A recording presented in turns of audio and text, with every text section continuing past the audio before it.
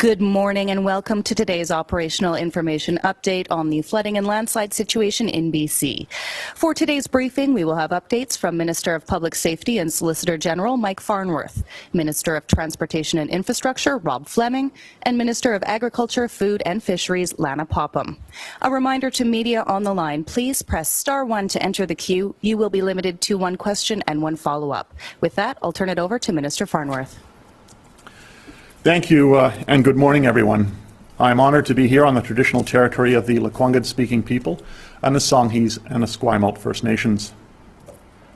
Following the announcement by the RCMP and coroner today, I'd like to extend my condolences to the families of the 3 people who have lost their lives on Highway 99. We are aware of a further missing person. While the search is being suspended due to current conditions, the work will continue as soon as weather permits. To anyone who believes their loved one is missing and has not been able to make contact, please reach out to any RCMP detachment to make a report. This past week has challenged all of us, time and time again. And while we've seen countless examples of heroism and community resilience, we are still very much responding to this emergency, and we will be for the next short while. We must also recognize and appreciate those on the front lines who have done incredible work. This past week, the aptly named Community of Hope has shown unbelievable hospitality to displaced travelers. In Chilliwack, we've seen neighbors helping neighbors get the essentials. Merritt has been largely evacuated, but the community spirit remains strong as they're supported by hardworking staff and volunteers in Kelowna and Kamloops. I know that there have been challenges with a number of evacuees in a short window of time, but provincial staff and emergency support service centres around the province are stepping up to navigate backlogs and expedite emergency supports. For those who have been waiting, we will be reimbursing accommodation costs for those who are eligible.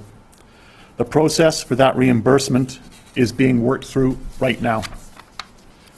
I've also had many opportunities to engage with the mayors and leadership of these and many more flood-affected communities.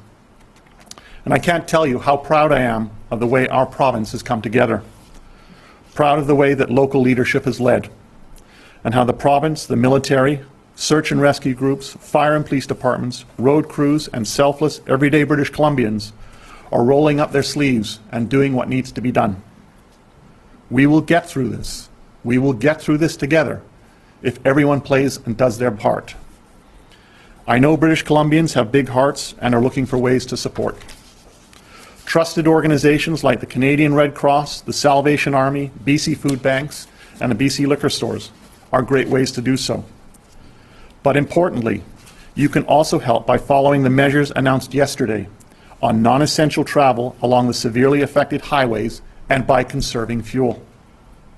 If you can avoid travel, work from home, or take public transit for the next 10 days, you will help ensure that we have the fuel and access and means to keep responding as we need to. Right now, we all need to do our part to make sure emergency vehicles and essential vehicles can do their jobs.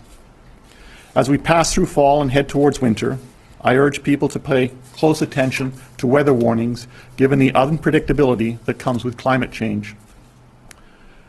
Environment Canada has issued a winter storm advisory for the North Coast, and we're expecting heavy precipitation and wind. As the storm moves to the South Coast starting Sunday, rain will reach the heavily impacted areas in the Fraser Valley. Given the vulnerabilities, the existing conditions on the ground, Environment Canada is looking at issuing an advisory for this area. I encourage everyone to think about ways they can get prepared for potentially stormy weather in the days, weeks, and months ahead. Based on what we've seen this week in BC, Environment Canada, whom I spoke with this morning, is speeding up development of a new ranking system for atmospheric rivers. This will help all of us be better prepared for everything from localized flooding and winds to bigger storm events. This new approach is based on a system the US is already using. I was briefed, as I said, by Environment Canada on this earlier today, and I want to thank the federal government for taking on this important work. As we've seen throughout the pandemic, staying calm will help us get through this next short period of time. Temporary, non-essential travel restrictions are in place for those traveling along sections of Highway 99, Highway 3, and Highway 7, which have been severely damaged. The temporary limitation on non-essential fuel consumption in southwestern BC is so we can keep commercial traffic moving, stable our supply chains, and make sure that everyone gets home safely. Over the next 10 days, we know that we have enough gas for essential vehicles and everyone else who needs it, if we are prudent and conserve where we can. In closing, I want to remind people that these restrictions are temporary. In the case of the fuel situation, it's over the next 10 days. 10 days of us doing the right thing. In terms of the roads, it's about ensuring that our emergency vehicles and supply chain vehicles and commercial vehicles can continue to get through to where they're needed. So I'll now turn this update over to Minister Fleming. Thank you.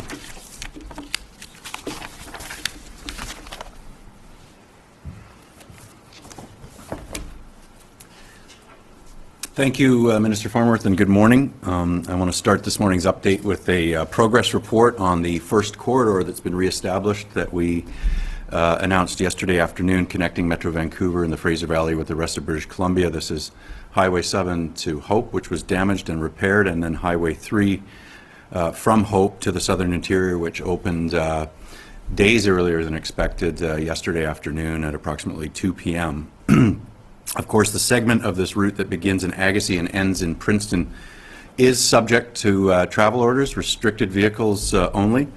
It is designed to allow for the movement of essential goods and services, or for people who need to travel because they've been stranded for some days and are seeking to get home to their primary residence.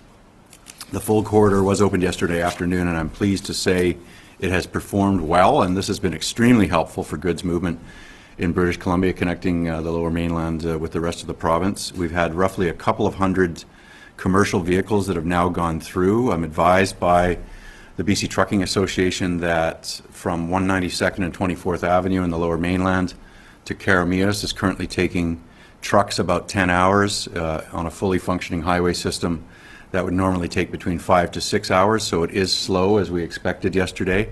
There are single-lane alternating traffic areas that are making that a slower route, and people need to drive to conditions.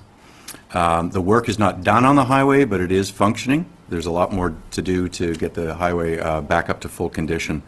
And I can't stress enough that keeping this corridor open right now is vital to British Columbia. It's vital to help where certain goods are running short, to get them on the move through trucks to communities that are experiencing pinch points in our supply chain. It's vital to allow people who have been under the care and shelter of others to get home to see their family and loved ones. So obey the travel restrictions, but also when you are permitted to use a corridor like the number 3, the last thing we want is to have to clear an accident because of careless driving. So I do want to thank people, though, because the reports are that people are driving patiently. They're driving in mixed traffic of passenger vehicles and trucks, and they're being mindful of one another, and that is crucially important. Next update is on Highway 99. This is subject to travel orders as well that are quite different than Highway 3. As Minister Farnworth acknowledged at the outset of this update, it is very sad, tragic news for the province that Search and Rescue and the RCMP have confirmed the deaths of other individuals from the slide event, and our thoughts are with their families and their loved ones at this time. And RCMP and Search and Rescue have been working with the Ministry of Highways congruently and with each other's support collaboratively, both to unblock the road and also to search for people who are missing, and that work is going to continue, and we are able, while that work is continuing, to open the highway now at the same time. That will happen today very shortly at noon, and this will provide a second connection from the Lower Mainland to the interior and the north. This is the route beginning from Pemberton, going through Lillooet. In this case, it's designated for smaller vehicles. Because of the terrain, nothing larger than a cube truck will be allowed on the highway at this time. That is part of the orders. The highway will be open to 2 lanes. We will have maintenance contractors on patrol in this route.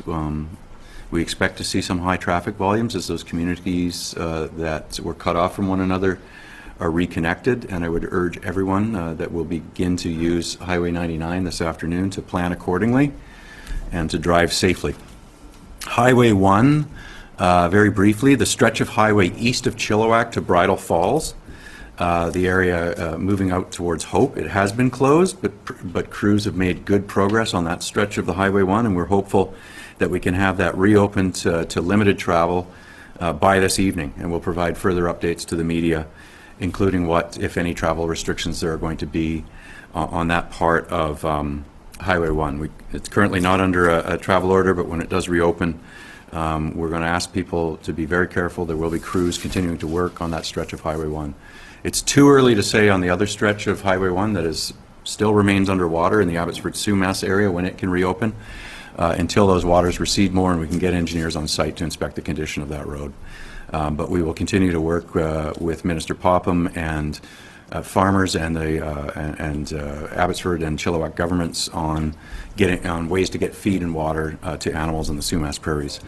Heading over to Vancouver Island, some good news for people getting in and out of the Capital Region along Highway 1. Last evening, the highway opened to 2-way traffic, so no longer single lane alternating. We have 2 lanes flowing in each direction. It is still an active construction site, I would stress. Repairs are continuing and will be for a number of months, so drivers need to be prepared for ongoing delays there. But a huge thank you to people who have been working for many days and nights to get the Malahat number 1 back in the condition that it is, and to be able to announce that there are 2 lanes in each direction.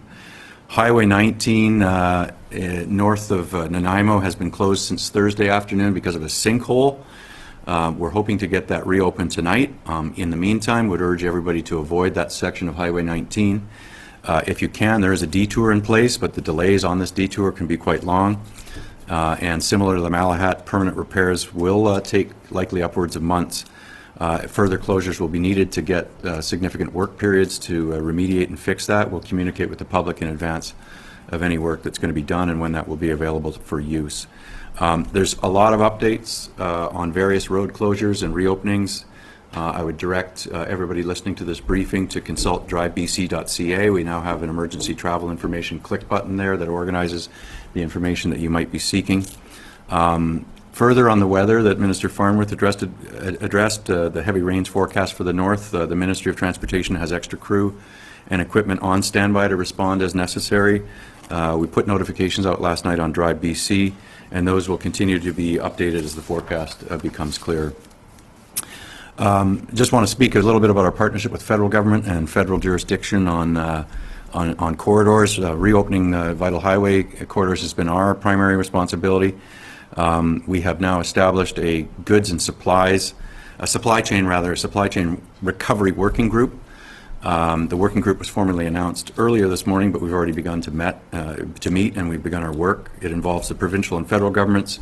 We're working with private sector companies and industry stakeholders right across the supply chain, and this is really about developing options that can be actioned immediately to get essential goods to market, given the challenges and constraints that we face.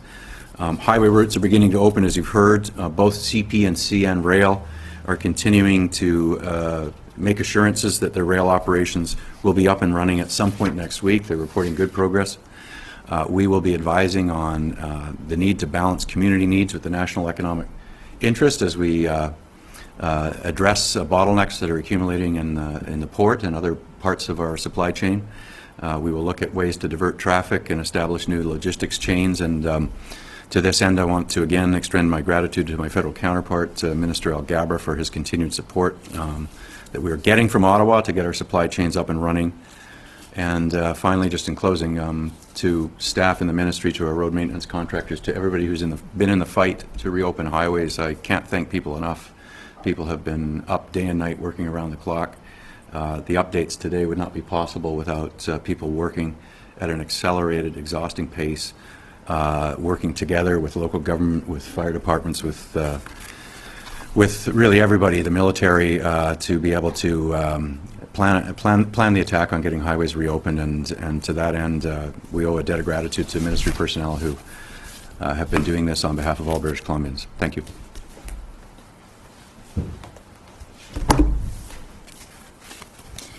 Good morning, everyone. First, I'd like to say thank you to all British Columbians who are hanging together right now and showing that extra patience that's needed.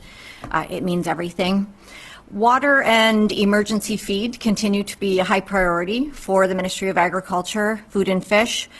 This morning, we were able to airdrop 4 tons of feed to a hog farm in Abbotsford to feed about 4,000 to 5,000 hogs. This is a coordinated effort between with Clearbrook Milling, who is allowing for a staging area to gather that feed, and then BC Wildfire Service is moving it by helicopter to the impacted farms. Our ministry is working very closely with suppliers at the port and the feed mills in Abbotsford, and the result is that we've secured ingredients that are now being shipped to 3 main Abbotsford feed mills so that livestock will be getting feed. We believe we've secured feed for about 5 to 6 days.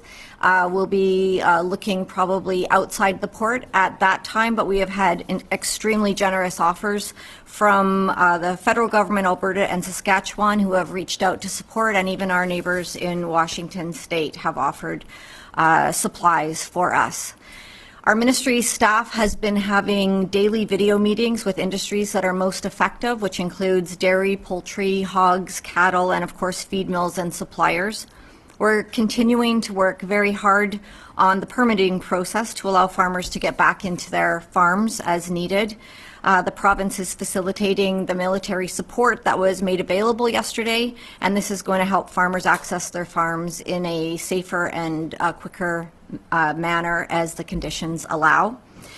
Farmers in the agricultural sector are considered essential as far as moving about on our highway system, and we have had good success, I think, seeing food being moved through the Fraser Valley into the Lower Mainland.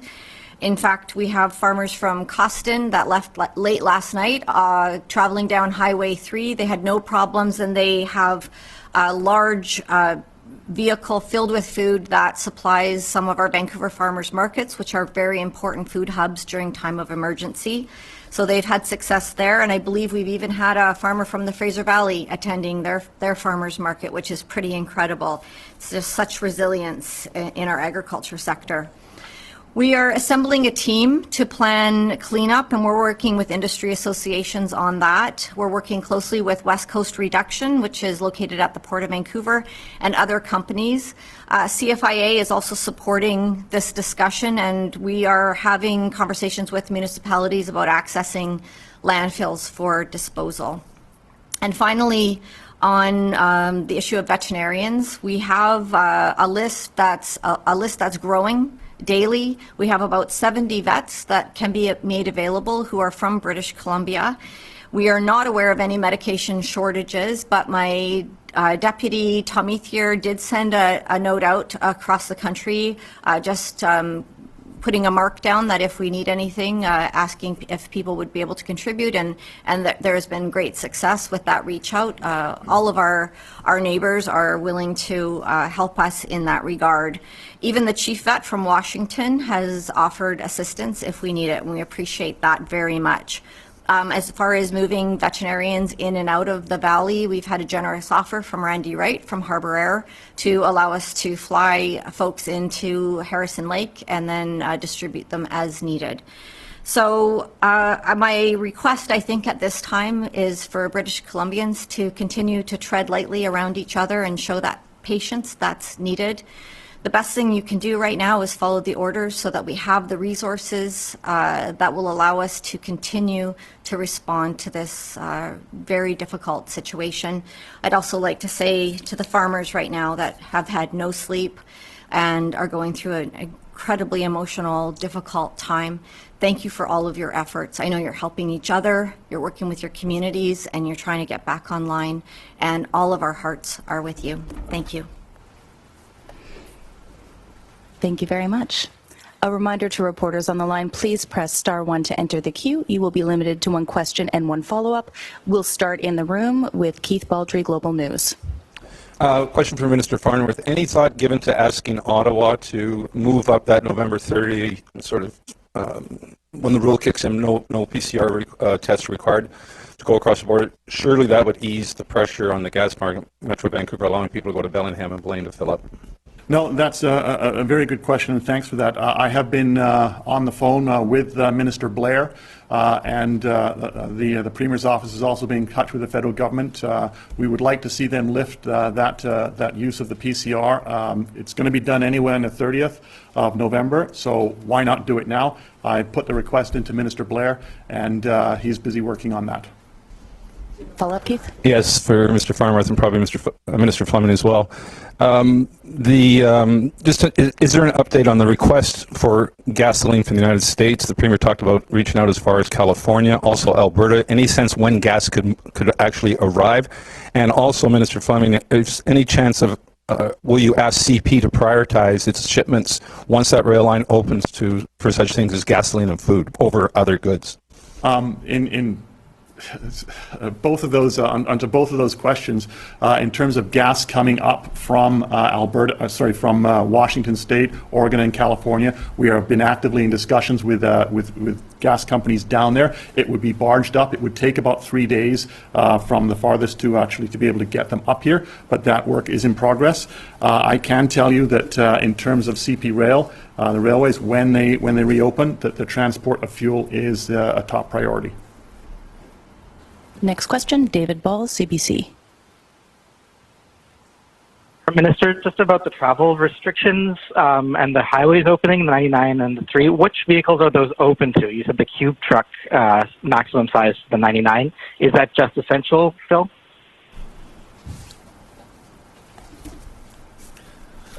Thank you. Yes, on the 99, it's passenger vehicles, no larger than a cube truck. So if somebody owns a cube truck as their vehicle or is moving things that they evacuated, they can, but that's the largest size of the vehicle. It's just because of the road condition there, and we do not want heavy commercial vehicles on that route, and so that will open this afternoon shortly, and people are going to have to be patient, drive very safely and slowly, and observe the driving conditions that are there, we will, on the number 3, the restrictions are somewhat the opposite. It is prioritized for commercial vehicles. Of course, passenger vehicles can be on that route, but essential travel on the number 3 is for people returning home who have been stranded in other communities. So their primary residence is in the South Interior and they're trying to get home.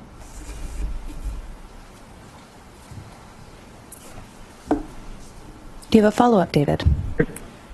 Yes, just to clarify, so the 99 has no essential restrictions for travel. Anyone can travel there. That's a small vehicle. We want people to travel for essential purposes, which is reconnecting with their primary address. We don't want people, using it as a commuter route just now. These restrictions are in place north of Pemberton through the Lillooet slide area because that is a road that remains damaged, that has highway crews working on it, and of course, as I mentioned, still an active search and rescue and RCMP presence. Next question, Monica Gould, City News. Hi. First question regarding these gas limitations. As soon as it was announced, we saw gas stations busy, long lines, people filling up jerry cans. Was it maybe a mistake to announce this? Was it a mistake to maybe put these restrictions? Because it seems to have caused a panic and people hoarding, which was sort of what the province had been trying to avoid. We have seen gas lines forming for a number of days now. The reality is we made the decision based on the information we have about the supply of gas coming into the province. And it's critical that we make sure that it is available for the emergency services and for the ability to move and transport goods around. And this is a critical period of about 10 to 11 days, 10 days as of today. And that's why the limit of 30 liters has been put in place. Yesterday when I made the announcement, I said I expect there will be people who will not want to respect that. But I also know this, the overwhelming majority of British Columbians will do the right thing and respect that 30-liter limit. We have seen time and time again through the challenges that we face that most people in this province will do the right thing. I can also tell you that gas stations, and we've been in discussion with the gas companies, are moving as quickly as they can to where the gas meter will automatically click off at 30 liters. The bottom line is this. People understand that we are in a very challenging situation, that our supply routes have been significantly damaged, that there are people thousands of people who've been displaced, huge impacts in our agricultural sector, that we have to maintain our supply routes. We have to be able to get goods to where they're needed. And we have to have our emergency services functioning. And that means for this 10 days, we all have to do our part. And that means that the 30-liter limit per fill-up, or every time you fill, is there. It doesn't mean that, 3 days later you can't go back. It just means that right now, 30 liters is the maximum that you can take. Is it a challenge? Yes. Is it inconvenience? Of course it is. But it's also going to get us through this critical period. Monica, do you have a follow-up? Thank you. Yes, I also wanted to talk about the list of essential vehicles, or which vehicles are deemed essential, and that those ones that are able to get more than 30 liters. We're hearing from some security services companies, security guards, who say they have been left off. Is this intentional? Was it maybe an oversight? Would the province maybe explore adding them in? They say they should be deemed essential given the work that they do. Any comment on that? The way that it is structured is that the fuel depots that are serviced, for example, let's say the City of Vancouver or a fire department, they get all the fuel that they need to get through that current system. If they're using a card lock system, they are able to access all the fuel that they currently need. The rest of us, it is 30 liters at a fill. That does not mean that you can't go back and get additional fuel what it means is we need to be careful in our travel. And so obviously someone engaged in that, will require and will go back. But people need to recognize that a 30-liter limit, it's the next 10 days, that's what's going to get us through this. Next question, Nick Johansson, Castanet. Nick, you there? All right, moving on, we'll go to Sarah Anderson, Daily Hive. Can you hear me there? Oh, sorry, yeah, we'll keep with Nick. Thank you, Nick. Please go ahead. Hi, this question is for Minister Farnworth. As I'm sure you're aware, Minister, two journalists, Amber Bracken and Michael Toledano, were arrested while doing their jobs covering the Wet'suwet'en conflict yesterday. They were doing a job that all levels of Canadian courts have repeatedly highlighted the importance of. My question to you as the Minister who oversees the RCMP in this province is, will the RCMP, who have once again appeared to infringe on Canada's constitutionally protected free press, face any repercussions? All I will comment on at this point is that the RCMP were enforcing a court injunction. As you know, I do not direct the RCMP. I do know that two journalists were detained and were subsequently released. Do you have a follow-up, Nick? Yes, Minister, can you explain to British Columbians why during this natural disaster, the RCMP, along with helicopters, have been sent to this isolated logging road in the north of the province? There is a court injunction that is in place that the court has ordered enforced. Operational decisions on that are made by the RCMP, and they are not made by myself as Solicitor General. Next question, Cole Schisler, Black Press. Hi there. Thanks for taking my question. As a brief anecdote to Keith's earlier question, I traveled through the U.S. from the Lower Mainland to the interior yesterday, and a PCR test was not asked for when I crossed back into Canada. So my question is, with Highway 99 reopening and Highway 7 to Highway 3 now open, is there any need for people to travel through the U.S.? I guess, is it advisable for British Columbians to travel through Washington for, essential reasons? I'll let Minister Fleming deal with that question, but before that, I will just say this. That's why we've asked Minister Blair on the PCR test issue, the border, so we can make it to make it clear that that exemption for here in British Columbia needs to be in place, and we feel it needs to be in place as quickly as possible.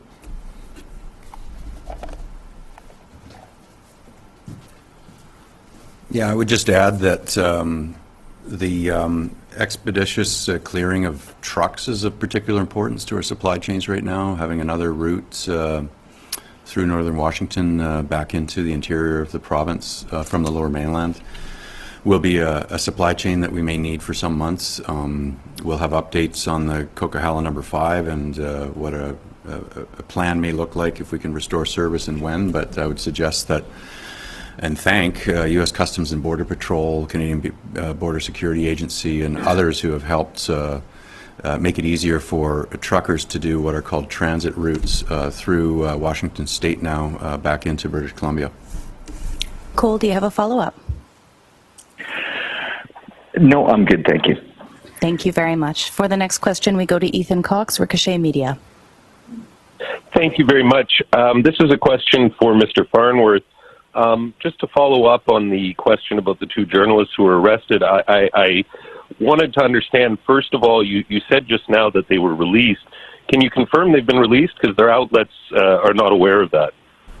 What I can tell you is the information that I am aware of, and that is that the RCMP, in the course of enforcing that court-ordered injunction, that there were 2 journalists who were detained and that they have subsequently been released. That is the information that I have. Ethan, do you have a follow-up? Yes, thank you. I just wanted to ask Mr. Farnworth, at what point does your duty of oversight come into play? Because we've seen the RCMP have been acting at odds with the courts. We've seen multiple court rulings this year which found that the RCMP's conduct, particularly towards journalists, was unlawful. So you always respond to these questions by saying, "Oh, look, it's at arm's length. I'm not going to direct policing operations." But you are the democratic authority that has control over the RCMP. You're supposed to have oversight. So, why are you not able to do anything to make sure that the RCMP is complying with the court's direction and not doing things which are clearly illegal, like arresting journalists? I oversee the Police Act and public safety in the province of British Columbia. I do not direct the police, and you do not want politicians directing the police. For complaint processes, for people who feel that their rights have been infringed, there are complaint processes in place, legislated complaint processes that can be accessed by people, and I can tell you that they are, and that those complaints are investigated, and there are bodies that do that. Next question, Robert Tuttle, Bloomberg News. Yeah, hi. I'm wondering if there's any thought to suspending the LCFS program regarding fuels during this crisis, or has that already been done? I'm sorry, I'm not familiar with the acronym that you're mentioning. We have technical. Ask if you can repeat the question. Yeah, could you repeat the question? Low carbon fuel standard program? Oh, the low. Oh, okay. Yeah. So yes, there is discussion about whether there's an ethanol shortage around the LCFS standards and how the province might respond. Right now, the job is on reestablishing supply. So the updates we gave you today from CP Rail, where they're pre-positioning fuel tankers that could get back on rail restored, the sourcing of supply from Washington State, Oregon, and California. That's our number 1 goal, compatibility of U.S. fuel and Canadian fuel standards. Obviously, in a crisis, you make prudent decisions that are going to help people. This is going to be a short-term supply challenge, and we'll work with the federal government and other regulatory agencies to have common sense approaches to whatever we need to do to alleviate supply pinches. Robert, do you have a follow-up? So, yes, you are looking to suspend that program temporarily? I can't give you an up-to-date note about what that decision looks like, other than to say it's been circled as an issue, that we might run out of some of those additives like ethanol just as we resupply fuel that is is of a different standard or has different low carbon additives. So we'll advise if that materializes as an issue, how we're going to handle it. Next question, Peter Mitham, Country Life. Minister Popham, and possibly also Minister Fleming. But Minister Popham remarked on farmers markets in Vancouver being supplied, but my understanding or my observation here is that a lot of the grocery stores have not been stripped as bare as those, say, east of Langley and in the interior. And so I'm just curious to know if those 200 commercial trucks that headed to the interior since yesterday were delivering grocery or food materials and the like to restock and ensure that British Columbians in the interior have adequate access to food. Hi, Peter. Thank you for the question. So as far as I know, that there were food deliveries with those trucks going through, and that's good news. We do need to see that food moving both ways in the province to restock those shelves. But we also know there's food coming in from the Alberta side, which is also restocking. I think initially there was some hoarding happening, and in some cases that's continuing, but we also see that British Columbians are starting to understand that they need to do their part, and we see some incredible acts of generosity, of sharing. I did hear a story yesterday about a community, a block that got together and kind of inventoried their resources, and they're sharing in that way. So I think everyone understands it's all hands on deck, and those shelves will be restocked. We do not have a food shortage, and so I think we'll see that start to level out over the next little while. Peter, do you have a follow-up? Yes, thanks. We've seen over the past year that the food system is fairly resilient. However, BC Milk Marketing Board had indicated that there was a critical shortage of BC's milk supply directly related to the catastrophic floods. And so I know we're all scrambling for information, but I just was curious to know if you have any sense, Minister Popham, of the hit that milk production, chicken production, egg production has taken, if there's any clear sense of the percentage by which those particular commodities are down as a result of the flooding. Well, we're still doing that analysis right now, but we also learned yesterday that thankfully the milk pickups have been continuing through the Fraser Valley now. So we're going to see things start to come back online. And as I've mentioned before, we are part of supply management, so other parts of Canada will also start to pick up the slack as far as being able to supply British Columbia. But of course, there will be some of that, the supply that we were seeing coming from the Fraser Valley for eggs and poultry and dairy. There's no doubt that it'll be affected, but as far as our food supply, we're going to be okay. Next question, Gordon Hoekstra, Vancouver Sun. Oh, hello there. Thank you for taking my question. I'm just wondering if there's any sense with this additional forecast rain in southwestern BC, what that might mean for flood levels in the Fraser Valley or any kind of other risk areas. So in terms of the as rain moves south, what I've been advised by Environment Canada is they're looking at about 20 to 40 millimeters of rain. Normally that would not be an issue in terms of concern, but obviously given the current the saturation that we have seen in the ground, we're following that very closely. Obviously, with the number of people on the ground, on the dikes, working to ensure that everything that we can do to make sure that we're able to deal with water, whether it's rising or wherever it's going, and the cleanup and that, we're watching very closely to make sure that everybody's aware, alerted, and prepared. And of course, work in constant contact with Environment Canada on the situation as it changes very quickly. Gordon, do you have a follow-up? I do. Yeah, the minister partially answered it already. I just was wondering if there's sort of any additional kind of preparations or resources or communication that's being considered as this rain is expected to arrive. I believe Sunday. Right, I'd say right now the key is communication, watching what happens with this with the weather as it comes down over the next few days.